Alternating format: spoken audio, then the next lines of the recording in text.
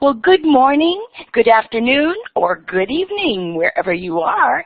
My name is Peggy George, and I am so excited to welcome you to this great presentation by Raymond, who is with New York University in Shanghai. He's the Reference and Research Services Librarian. I'm so glad he's offering this session for us today, and it's entitled Museums Without Walls, Delivering Virtual Museum Talks as an Outreach Program. So during this session, we're excited to learn about new ways to create and deliver virtual museum programs that will help to raise awareness of museums' collections, exhibitions, and mission. So with that, I want to just take a moment to say a special thank you to the sponsors for this conference. It's so exciting to have this conference, and it wouldn't be possible for it to be free if we didn't have these wonderful sponsors. So huge thanks to the MNC.org Center for Future of Museums, and definitely to Blackboard Collaborate and Steve Hargadon's Learning Revolution Project.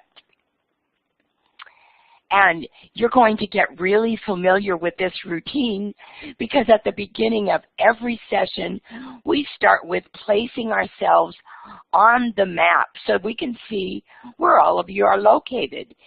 So if you'll just take a minute to double click on that star that's just to the left of your whiteboard, and then click on the map to show us where you're located.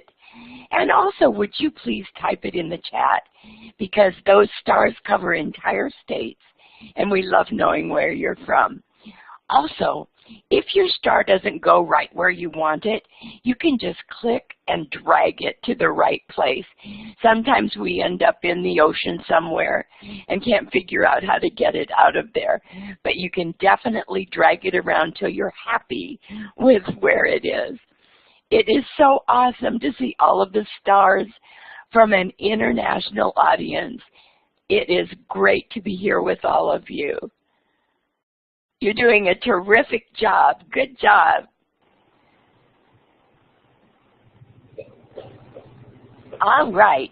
And feel free to continue posting in the chat both your location and any comments or questions you have as we go along. And we're going to move right on because we don't want to miss a moment. And I'm going to turn the mic over to Ray.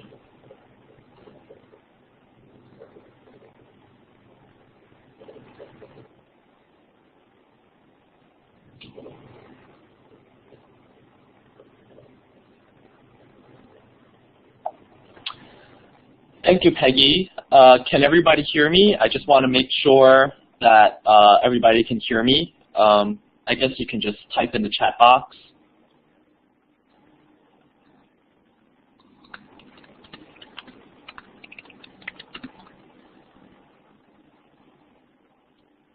Okay, thank you all very much for joining. Again, I'd like to thank Peggy for the introductions.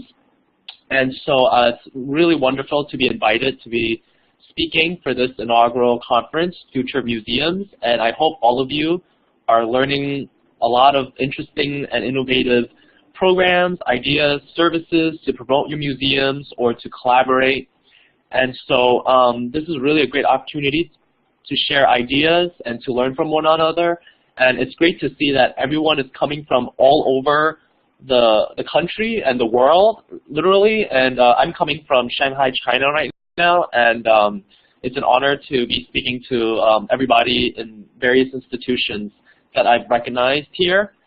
And so without further ado, I'm just going to begin my presentation. And so it's basically a project that I just started doing. So currently I'm based in NYU Shanghai.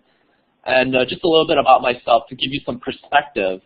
I'm a librarian, not a museum curator, specialist, or programmer. I don't have that kind of background or training like almost all of you do. However, I do have an interest in outreach, in virtual services, in programming, and so forth, which is very similar, right, with libraries and museums and how they promote their collections, their exhibitions, their programs, and so forth. So as I said, I am based in NYU, the university, but it's a new global university in Shanghai, China, just opened last year.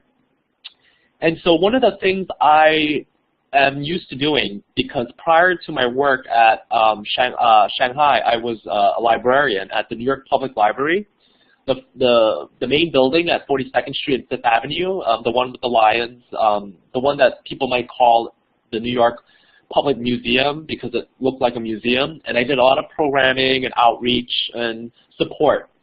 So I'm very familiar with outreach and all that and so forth. So what I did for this program, it's very interesting. It's a side project. I've been working with the Dorot Inc., University Without Walls, which I'll explain in a bit. And so basically I've been giving lectures online and showcasing some of our interesting museums that's going on in China to retired seniors, seniors who are disabled, the elderly, basically promoting the museum, right? And I don't work in these museums, but I visit them in my travel blog, as it was mentioned. So just a little backstory with Dorot Inc., University Without Walls. It's a nonprofit social service located in Manhattan, New York, and they provide a wide range of services for seniors. So that also includes lifelong learning opportunities, including phone lectures or virtual lectures. In this case, how I was doing it, which you all hear more later. And so basically the Dorot is a partnership with me and also other speakers that they are able to engage with, people who have expertise, people who have special knowledge and so forth, to work with them to create telephone conference calls that really work with limited mobility, the people who are unable to visit sites and areas, get out of their homes, but to be engaged with the speakers. So there are a group of classes, support groups, and led by all kinds of professionals and volunteers. So I will disclose this. I am a volunteer. So I've given about 5 lectures already, and each lecture is about an hour each. And it's on different subjects. And so we're going to get into that today. So the outreach services in museums. This is the logistics of what I've been doing. So partnering with a nonprofit like University Without Borders, which is a program within the Dorot, to create a teaching framework to show, engage, and discuss cultural history through the lens of museum exhibitions, collections, and sites. So once a week, I create and facilitate an online lecture. About 5 or 6 people attend. It's not necessarily about the quantity of people attending. It really, I think initially I had about 3 people, and it just doubled, right, over the course of weeks. And then they come from Florida, Massachusetts, New York, different parts of the country. And they are just like everybody here from different parts of the world, as well as in America. Thank you, Peggy. So some of them are former teachers, others used to work for government employees, some of them, they have their businesses, and so forth. So to create such a program, I think for this audience, you have to consider 2 main points. Can a virtual museum tour or program be as engaging as a real one? Which is to say, can something that I'm innovating, can replicate the same kind of experience as if people were actually there? It's hard to say. I mean, there are different standards to follow. And the other main question is, what technical challenges do users of a virtual environment encounter? So we're going to go over some of that today, but for the most part, I think I'm going to explain the logistics of the program so you get to see what the seniors explored. So, I would talk about using photography and images. They use a program called Video. It's a very streamless, very easy tool. It was free for me, and I think it cost Dorot to implement it, but I believe it's really cost effective, and we'll talk more about that soon. So this is an image of Shanghai in the 1920s. just to give you some perspective and to give them an idea of what it looks like. And of course, I always ask, has anyone been to China before? And none of them have been to China. So it's exciting for them to sort of see history, right there and be part of it. And now this is Shanghai today. So this is the Shanghai that I'm used to. It's cosmopolitan. It grew. So many urban developments happened throughout the century, and now it's the largest city in the world. There's about 25 million people living in the city, and it's continuously expanding. It's the biggest city in China, and it's the biggest one in the world, according to various statistical population sources. So if you've never been to Shanghai, I encourage you to visit. It is about a 15-hour flight from the United States, which I tell the seniors. Of course, once they hear that, they kind of want to just watch the lecture. So this is the blog that I talk about. You can follow me at raypun101.tumblr.com, which Peggy had typed so generously. And this is my travel blog. So basically, I use my travel blog as a teaching tool, and it's a Tumblr site. So I use it to show them all the museums that I've been to and give them an idea of the collections, the exhibits that I've encountered. And usually it's about my travel going on in Asia. So here, just again, using Tumblr as a tool to display images easily. And all parts of China. I've been to Southeast Asia, including Singapore, Malaysia, Vietnam, Taiwan, Hong Kong, Macau, and I just started working in NYU Shanghai since November. And I do occasionally fly back to the US for business work, so it's been pretty busy. And like for instance, I talk about the modernity of China, so I show them this mall. This is a famous mall in China. It's well known. It's to connect the ancient world to modern urban development, right? It's cosmopolitan. China isn't what it looks like, the stereotypes that's been given in Hollywood, all this like kung fu dragons and all that stuff. It's not that. It's really well developed, right? According to these images, and especially in Shanghai. So here's another example of a mall, same mall that's about showcasing China's wealth and prosperity. And then there's also what platform do I use for my virtual trips? Sorry, could you elaborate, Peggy?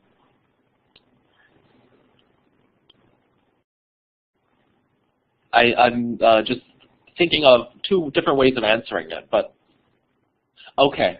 So what? Thanks for clarifying. What happens is Dorot provides a video. It's called video, VIDYO, and I'll explain that in a second. They actually have the subscriptions, and then they give me the access as the speaker. And for instance, this is an interesting image. It's about Chinese cultural groups. Of course, there are so many ethnic groups. We have Tibetans, we have Uyghurs, we have the Han. We have different groups, right? And there's also a group of North Koreans living in China because of the relationship. So we talk about different groups, ethnic groups, including this performance that I went to a North Korean restaurant. And so you can see the performance.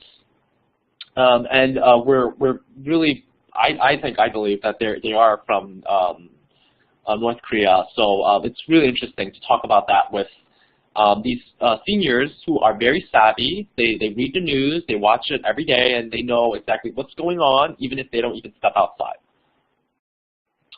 And then we talk about food.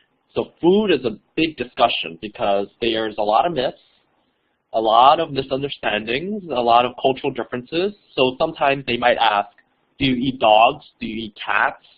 What kind of animals do you eat? Like based on what they've heard, what they've seen. So it's good to give this kind of lecture, cultural lecture, to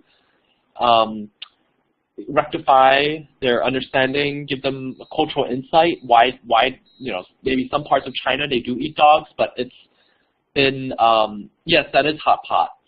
It's actually a famous famous kind of, I wouldn't say cuisine, but it's just a way of eating, right? You just boil everything, you just put everything together in spices. And for the most part, it's interesting to sort of give them ideas that, discussions to show them that, well, we're culturally different, but just to understand that, yes, some parts do eat dogs, but not everybody in China eats dogs. You can't find dogs in that mall you just saw, so forth. Yeah, it does look delicious. It's really, you can put in different spices or you can make it bland. It's just boiling water, and then you just put in raw vegetables and meat. So this is the museum part. So we talk about artwork, calligraphy. Yes, that's right.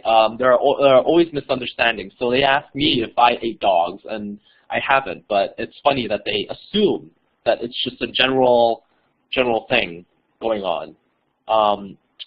So as far as the calligraphy goes, this is different artworks to get into them to start thinking about cultural and art history and exhibits in Chinese museums. And then there's an interesting take, especially this part, the Jews of Shanghai Museum. It just, here's a little history for all of you.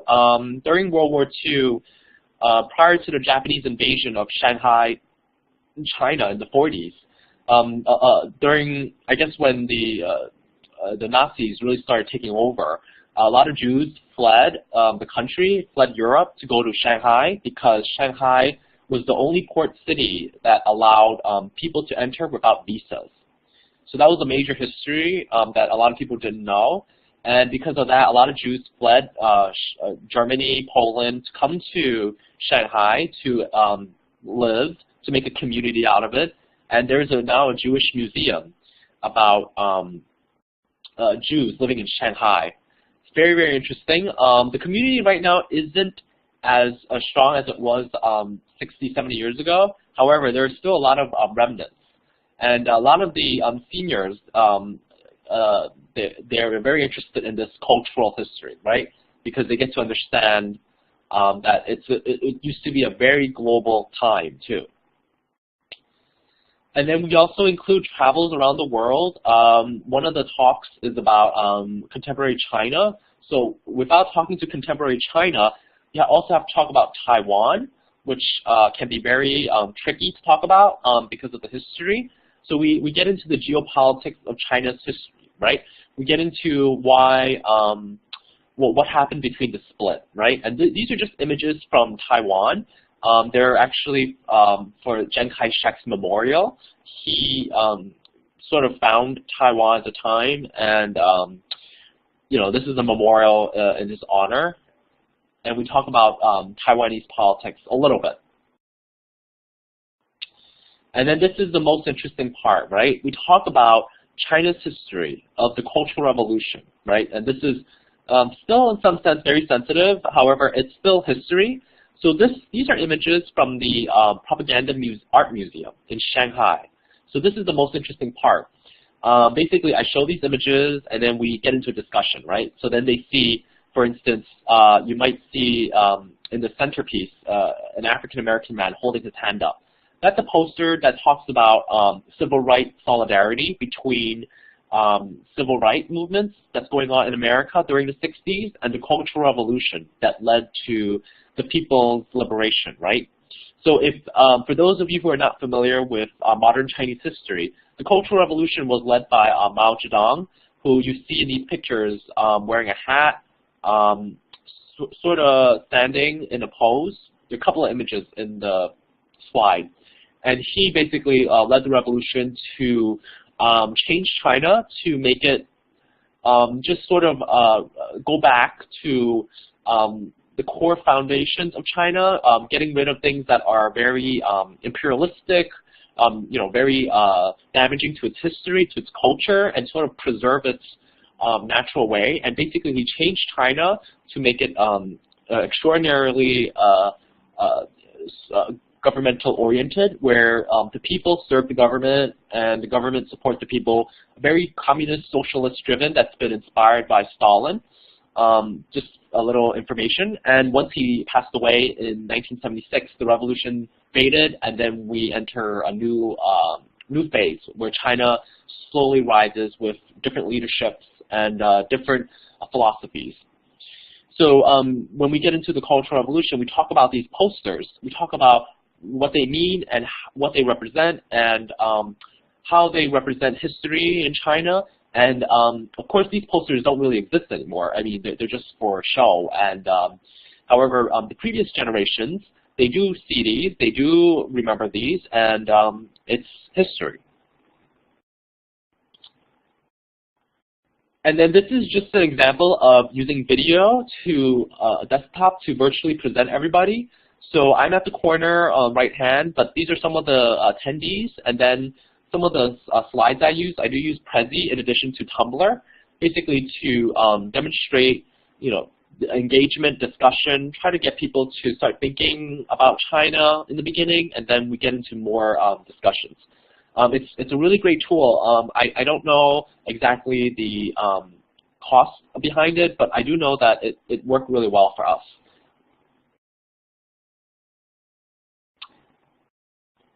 So here are some of the results, just to let you know. Of course, they're all positively receptive, educational and informative to anybody who attends, anyone who can make it to the session, usually the seniors. And in some way, I'm branding the speaker, which is important. If the speaker is also relatively connected to the museums, which could be really, really super. So if you create some sort of partnership in that sense and have your specialists to speak, that's a good way. And Prezi is a free educational tool.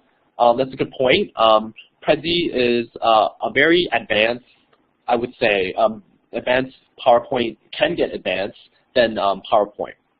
So additionally, you can also promote resources and talk about new programs that work well by using these kinds of outreach collaborations.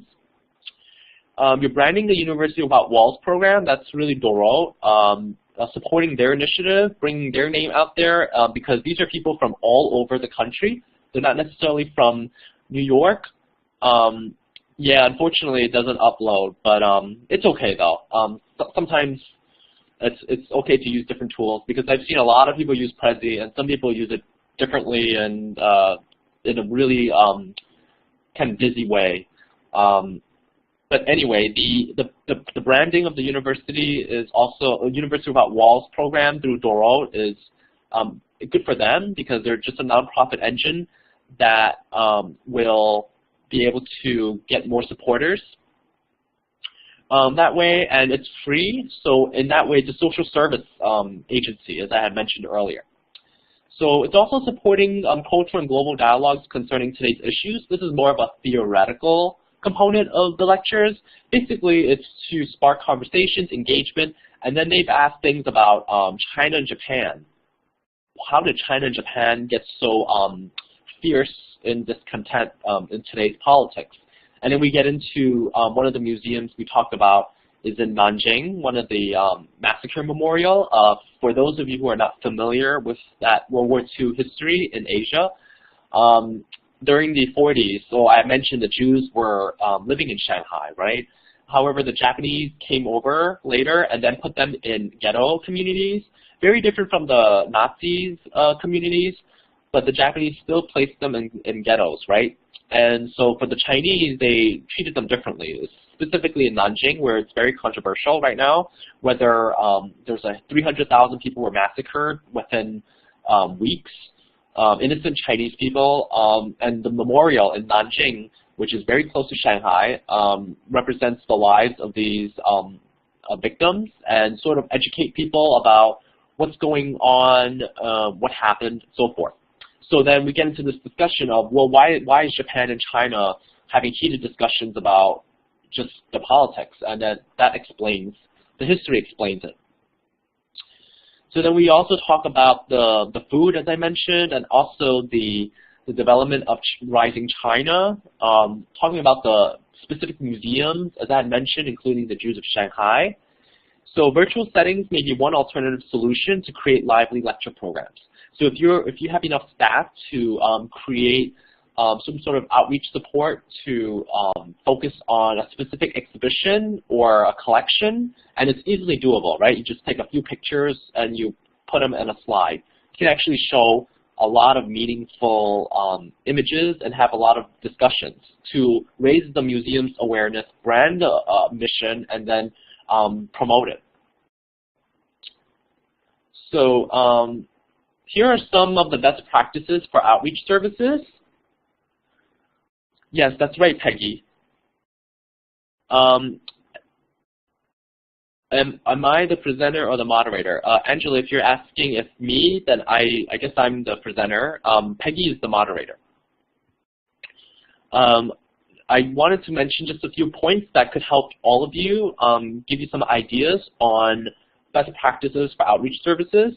So digital resources, as I mentioned, you can use social media tool like Tumblr, Pinterest, WordPress, Dippity, or Omeka. You know, they're all free, and some of them have built-in online exhibition tools, right? So meaning you can actually show collections on a easily sensible interface, a website that's designed to promote images, visual literacy, objects, art, so forth, and they're free. If you want to expand them, of course, you do have to pay a certain fee.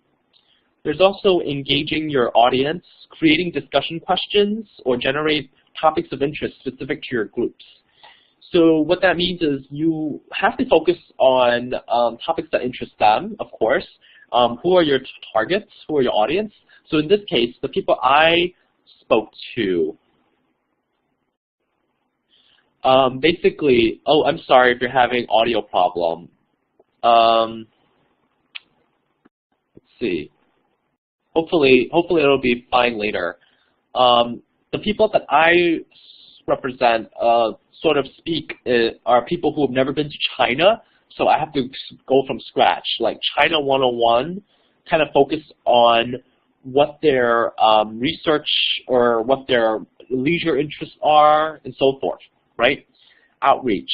This is really important because you can collaborate with universities without walls, retirement centers, YMCA, public libraries, where I used to come from, that have access to mobile devices, or some sort of agency, right? And then form some sort of virtual program to promote your collections and exhibits, just the way I'm doing it. And so the other thing is preparations. Be prepared to facilitate and focus on your topic, because you will be having a lot of interruptions, because when people have issues, when there's technology, there's going to be issues. For instance, it wasn't easy. We start at 10, but we never actually start at 10. We start around 10:15. And because of the technology, the connections, anything that involves with that. So be prepared for those kinds of challenges. But of course, you know, it's all about facilitating and focusing on your topic without getting distracted. Some people, when you present to them, they might just have questions they want to ask, and then it might throw you off, and you can just answer them and then focus, as you had seen in the images. Take advantage of globalization. No, what I do is, Peggy, thanks for the question. I don't, participants, they don't call in. They usually use their iPads or some sort of computer device. But that's a good question. There is a program that they can call in. I haven't experimented with that because I'm an international line, and that might be expensive. The platform we use is video, which I'll go back in a second.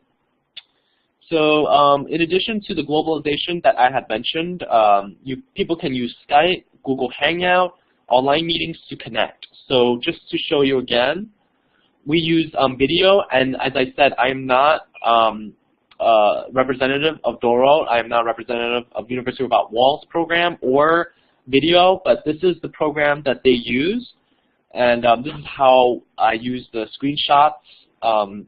And it allows you to show this, the desktop at a time. So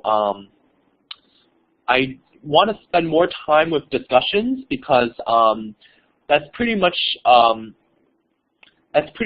most of the content I've prepared because it's still relatively new. I've done about 5 to 6 hours of programming with these people, and I think it's grown doubled over time, and I think it's going to continue growing as I figure out new ways to work with them. But I'm willing to entertain some questions if you have any, and whatever you like to ask. Yes, a copy of this will be available, including the recorded session.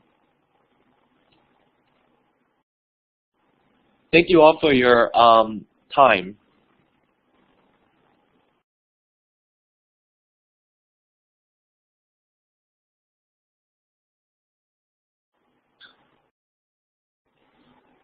No, there are other presenters for these talks.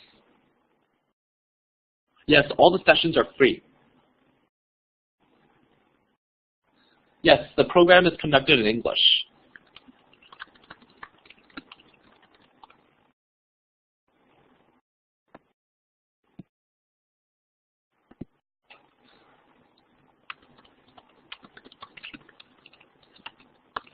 No language barriers, everyone's from America.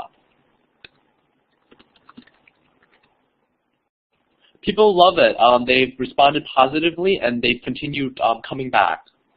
Dorot promotes the talk by creating a flyer, which I've attached in the site that you may see in the Future Museum site, and they promote it for me.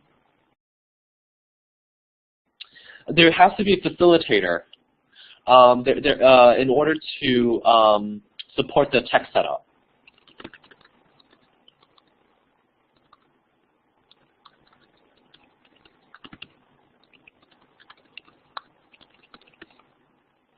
Yeah, it is. It's very helpful.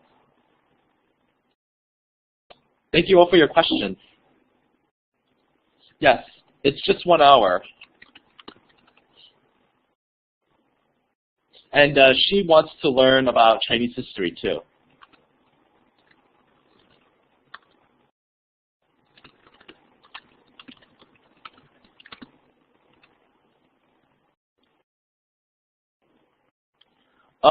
Well, I've worked with them indirectly, and it's just I've done a lot of presentations. I think because they know me, so there aren't really much training, really.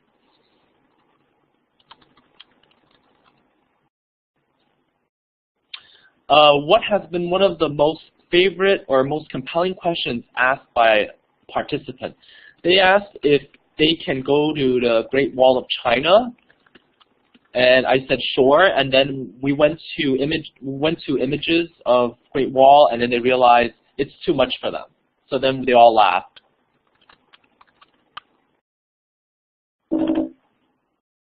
No, they don't actually. They're actually pretty good. They're listening.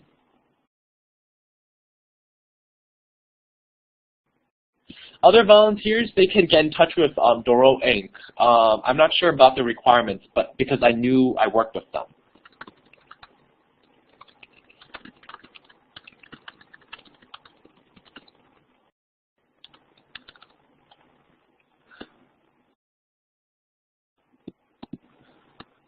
Do you measure outcomes through a survey, what they've learned, how participating affected participant moods? That gets a little sophisticated because I don't do the survey part. Dorot does that survey, so they let me know. They let me know what are the results, and I gather since they are returning, they do find it positive.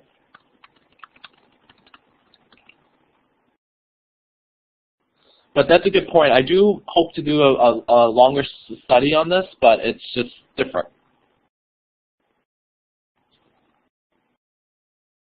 Sure, you're welcome.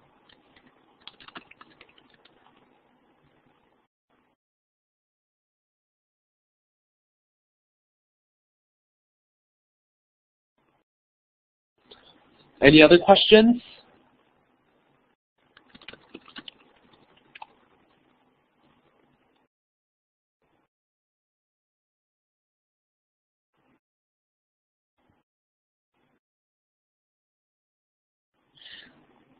Yeah, thanks for your questions.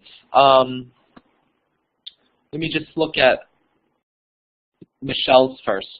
Do you think that people are as engaged by virtual museums as by the real thing? You know, that's the question that I posed earlier, and I still haven't really figured it out, actually. I think you guys know better than I do, maybe, since you work with museum collections, exhibits, institutions, and sites more than I do.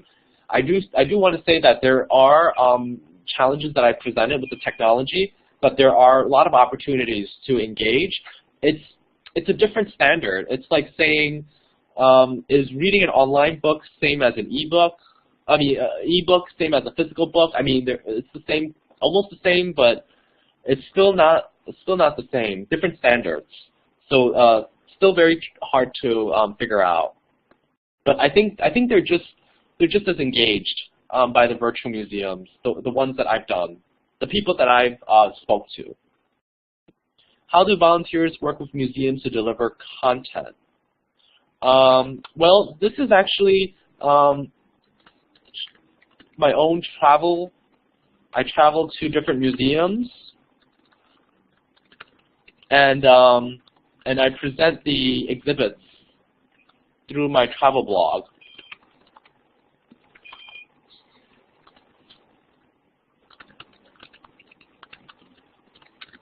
Thanks for your questions.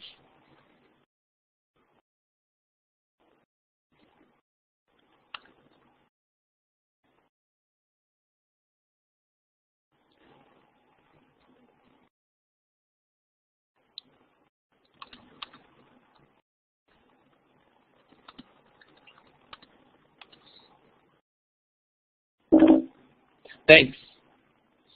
I think maybe in the fall I might talk about Australia, since I'm going there anyway, like after I come back.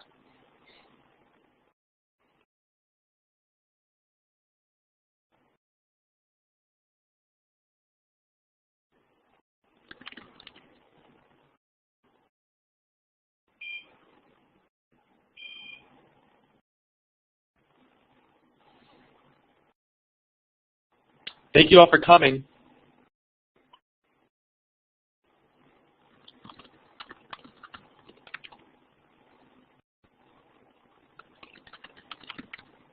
Let's stay in touch. Feel free to email me.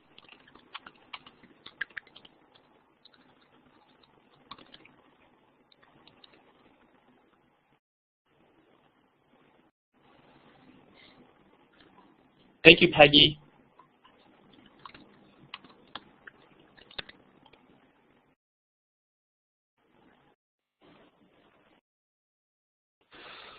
Well, good morning, good afternoon, or good evening, wherever you are. My name is Peggy George, and I am so excited to welcome you to this great presentation by Raymond, who is with New York University in Shanghai. He's the Reference and Research Services Librarian. I'm so glad he's offering this session for us today, and it's entitled Museums Without Walls, Delivering Virtual Museum Talks as an Outreach Program. So during this session, we're excited to learn about new ways to create and deliver virtual museum programs on the map so we can see where all of you are located. So if you'll just take a minute to double click on that star that's just to the left of your whiteboard, and then click on the map to show us where you're located. And also, would you please type it in the chat, because those stars cover entire states, and we love knowing where you're from. Also, if your star doesn't go right where you want it, you can just click and drag it to the right place. Sometimes we end up in the ocean somewhere and can't figure out how to get it out of there. But you can definitely drag it around till you're happy with where it is. It is so awesome to see all of the stars from an international audience. It is great to be here with all of you. You're doing a terrific job. Good job. All right.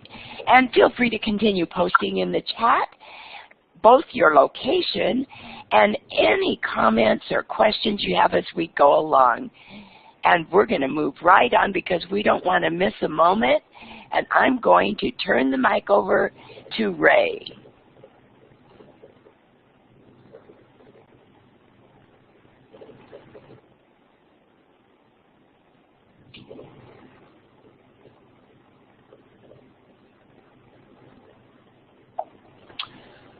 Thank you, Peggy.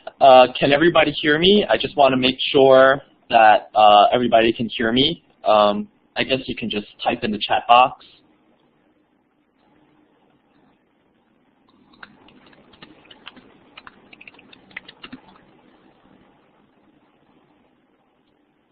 Okay, thank you all very much for joining. Again, I'd like to thank Peggy for the introductions. And so it's really wonderful to be invited to be speaking for this inaugural conference, Future of Museums, and I hope all of you are learning a lot of interesting and innovative programs, ideas, services to promote your museums or to collaborate. And so this is really a great opportunity to share ideas and to learn from one another, and it's great to see that everyone is coming from that will help to raise awareness of museums' collections, exhibitions, and mission. So with that, I want to just take a moment to say a special thank you to the sponsors for this conference. It's so exciting to have this conference, and it wouldn't be possible for it to be free if we didn't have these wonderful sponsors. So huge thanks to the MNC.org Center for Future of Museums, and definitely to Blackboard Collaborate and Steve Hargadon's Learning Revolution project. And you're going to get really familiar with this routine because at the beginning of every session, we start with placing ourselves